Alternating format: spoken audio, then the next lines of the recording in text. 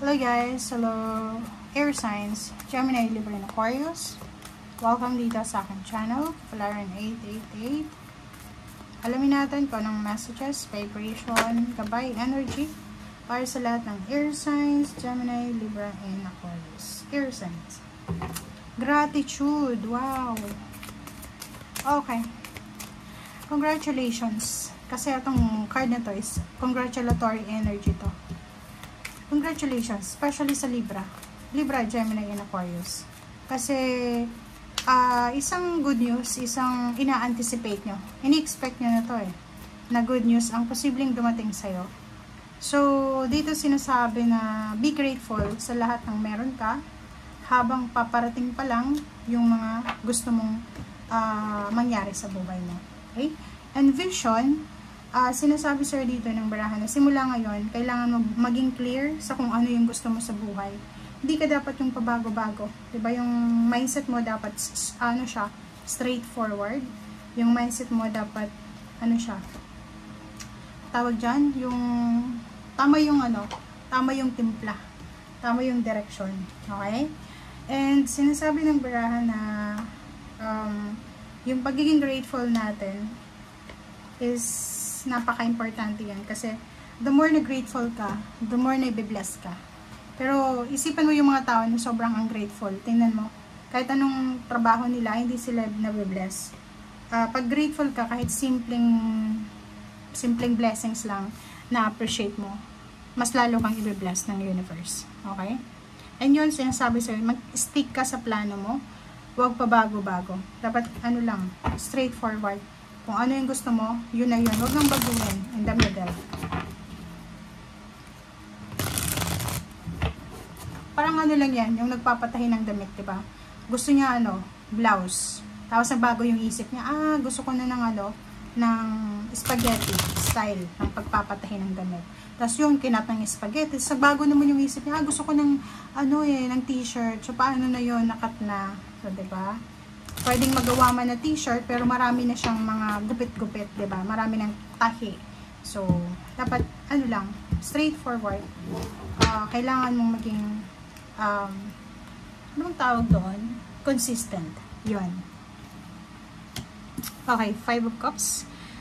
In relationship, nakikita ko na, siguro sa relationship, marami kayong mga regrets. Marami kayong mga pinanghihinayangan sa buhay nyo. And nakikita ko 55 to na yung iba na hinihintay nyo or pinanghihinayangan nyo na bakit hindi nangyari to or bakit nangyari to, sinasabi ng 5 of Swords na kailangan mo nang i-let go.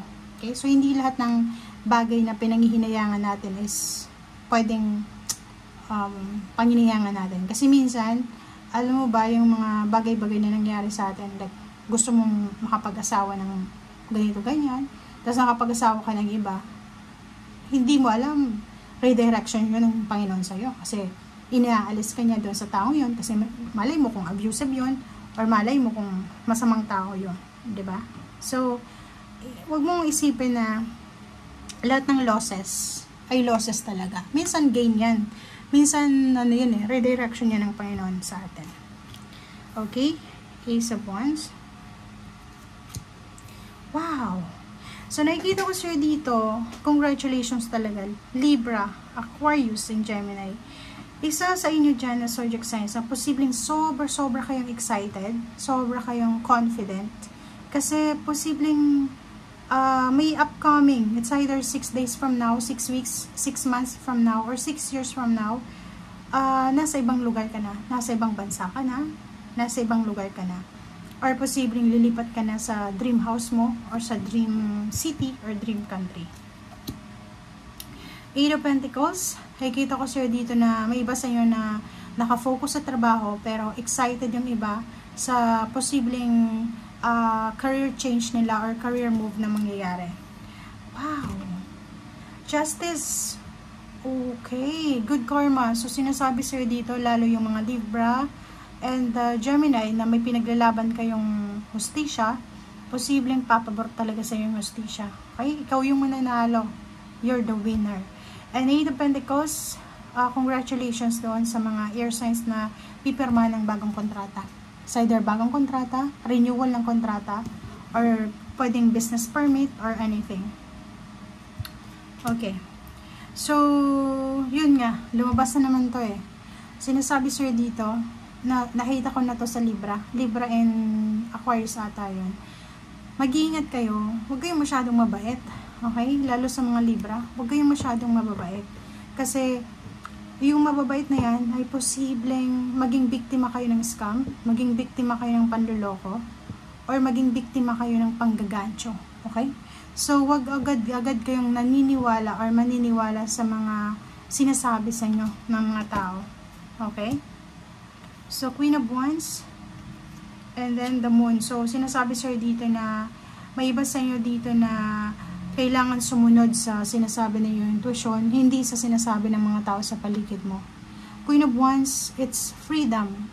So, kung may minamanifest ka, may pinagpipray ka na freedom, or kung ano man itong gusto mong mangyari sa buhay mo, na parang feeling mo, suffocated ka, na gusto mo talaga ng freedom, sinasabi sa'yo dito na, huwag kang matakot. Okay? Huwag kang matakot kasi, nandito na eh, nandito yung freedom, on the way na, papunta palapit sa'yo. Okay? So, ito naman na The Sun, at ang The Sun card na to, ay nagsasabi sa'yo dito na, yung The Sun na to is nagsasabi sa iyo na may upcoming na success, recognition, rewards, awards, happy moments, celebratory energy siya. Kasi, job well done eh. Parang, eto na yung gift, eto na yung conclusion na posibleng nakalaan para sa iyo. Tapos na eh, diba? Tapos na yung mga sacrifices, tapos na yung mga bagay-bagay na hindi para sa iyo, ganito. So, sinasabi din sa'yo dito na move on, okay?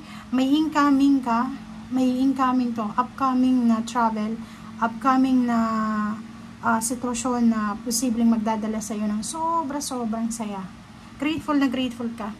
Nakikita ko na parang isang milagro siya, okay?